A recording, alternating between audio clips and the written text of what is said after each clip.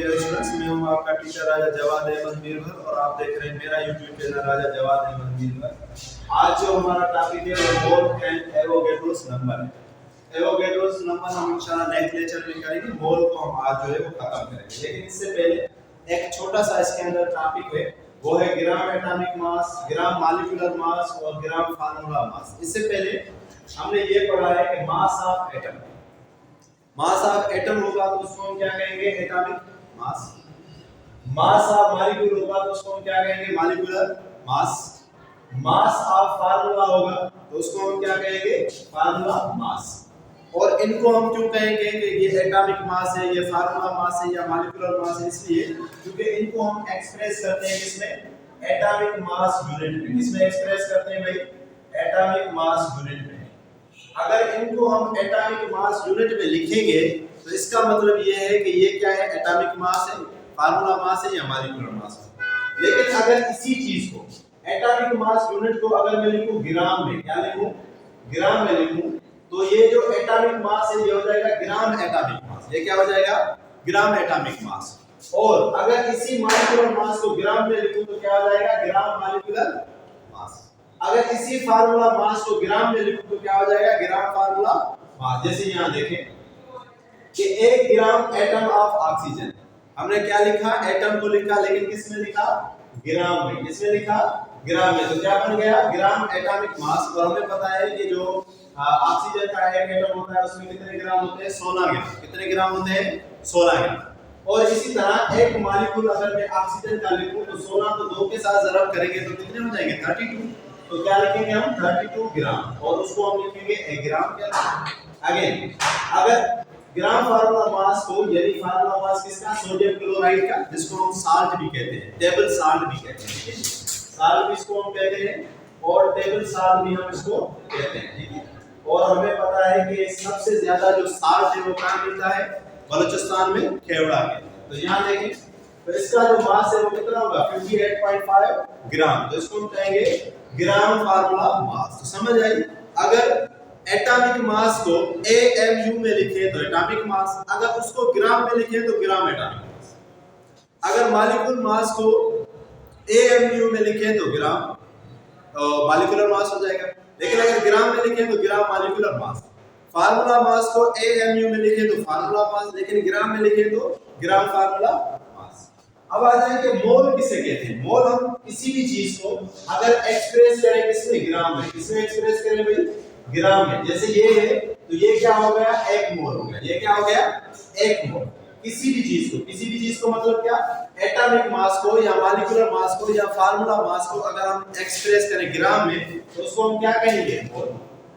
या एक और चीज भी हम कहेंगे कि किसी भी चीज के अंदर अगर एवोगैड्रोस के नंबर के बराबर एटम हो।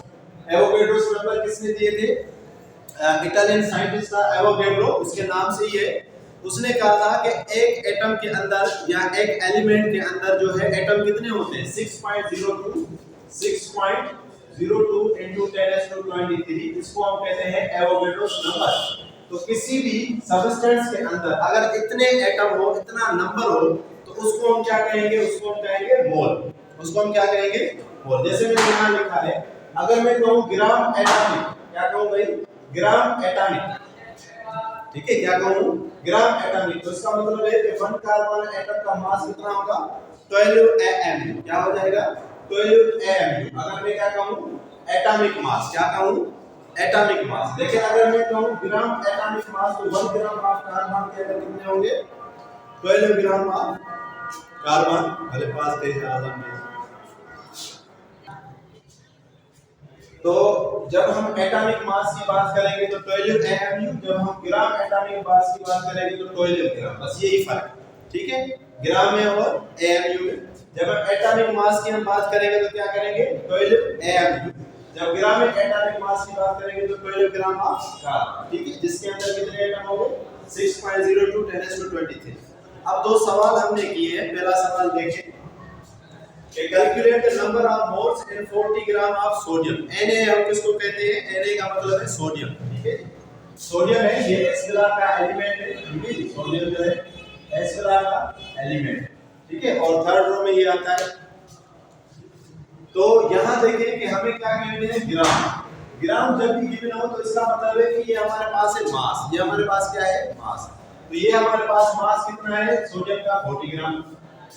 अब सोडियम का एटॉमिक मास कितना, एटॉमिक मास यानी AMU, यानी क्या, AMU। तो हमें पता है कि वो कितना है 23, वो कितना है 23। अब हमें मालूम करना है मोल मालूम करने का फार्मूला क्या है, मोल को हम MOL से लिखते हैं या N से भी लिखते हैं, इसका मतलब है मोल।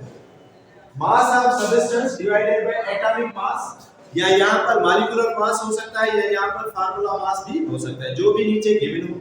तो मॉलिक्यूलर मास होगा तो मॉलिक्यूलर मास, एटॉमिक मास होगा तो एटॉमिक मास। तो मास ऑफ सब्सटेंस यानी मास ऑफ सब्सटेंस यहाँ पर क्या है, सोडियम कितना गिवन है 40 ग्राम, और एटॉमिक मास कितना है 23। तो हमने क्या किया कि 40 को 23 से डिवाइड किया तो हमारे पास आंसर आया 1.73 मोल्स ऑफ सोडियम। तो बहुत ही आसान है। मास ऑफ सब्सटेंस जो गिवन है, जैसे यहाँ पर गिवन है 40 ग्राम, 40 ग्राम को डिवाइड करेंगे 23 के साथ, ये एटॉमिक मास आपको याद हो, 40 को अगर 23 के साथ डिवाइड करेंगे तो हमारे पास आंसर आएगा 1.73 मोल्स। तो ये है हमारे पास मोल। अगला सवाल देखें कि व्हाट इज द मास। अब यहाँ पर ये इसने चालाकी की है, यहाँ पर इसने क्या की है, चालाकी है। क्या पूछ रहा है, मास। क्या पूछ रहा है कि व्हाट इज मास, ठीक है। लेकिन मास किसका पूछ रहा है, कार्बन डाइऑक्साइड किसका पूछ रहा है, यानी यहाँ पर तो पूछ रहा था मोल, यहाँ पर क्या पूछ रहा था, मोल। और नीचे जो है वो क्या पूछ रहा है, ये मास ऑफ सब्सटेंस पूछ रहा है। तो इसका मतलब है कि ये जो रकम है एटॉमिक मास यहाँ आ जाएगी, जरब हो जाएगी। ये क्या हो जाएगा, जरब, क्योंकि कार्बन डाइऑक्साइड का पूछ रहा है। तो कार्बन डाइऑक्साइड का आपको पता है किस तरह हम निकालते हैं, CO2, कार्बन के 12, ऑक्सीजन के 16, 16 को जरब करें 2 के साथ तो 12 और 32, तो कितने हो जाएंगे 44 AMU। तो मास ऑफ कार्बन डाइऑक्साइड या molecular mass of carbon dioxide, क्योंकि ये मॉलिक्यूल है या फार्मूला भी आप इसको कह सकते हैं कि कार्बन डाइऑक्साइड का ये फार्मूला है। तो formula mass of carbon dioxide वो कितना है, formula mass of carbon dioxide कितना बन गया 44, कितना बन गया 44। अब होगा क्या, हमें यहाँ पर क्या चाहिए, हमें यहाँ पर चाहिए मास ऑफ कार्बन डाइऑक्साइड। क्या चाहिए, मास ऑफ कार्बन डाइऑक्साइड। तो ये फार्मूला मास और मोल आपस में क्या हो जाएंगे, जरब। तो 4 को अगर 44 के साथ जरब करेंगे तो जवाब क्या आएगा 176 ग्राम। इसका मतलब ये है कि इस फार्मूले से, कौन सा फार्मूला, ये मोल बराबर मास of substance divided by atomic मास, इस फार्मूले से हम जो है वो मोल भी मालूम कर सकते हैं, मास भी मालूम कर सकते हैं और एटॉमिक मास भी मालूम कर सकते हैं। जैसे हमने यहाँ किया है, तो फिर रिपीट कर देता हूँ कि what is the mass of 4 mole, 4 moles of carbon dioxide. तो मोल हमें गिवन है 4 मोल है। कार्बन डाइऑक्साइड का फार्मूला क्या होगा 44। करना क्या है, इस 4 को और 44 को जरब कर दे तो जवाब आ जाएगा 176। तो ये हमारा क्या बन जाएगा, मास ऑफ कार्बन डाइऑक्साइड। ठीक है, ऊपर हमने क्या किया था, डिवाइड किया था, और यहाँ हम क्या कर रहे हैं, जरब कर रहे हैं। तो होपफुली आज का लेक्चर जो मोल्स के ऊपर था बहुत आसान था, बहुत ही बेसिक था, समझ आ गया। समझ नहीं भी आया तो बार बार इस वीडियो को देखें, चैनल को सब्सक्राइब, लाइक, शेयर लाजमी करें। कोई सवाल समझना है तो कमेंट करके पूछें।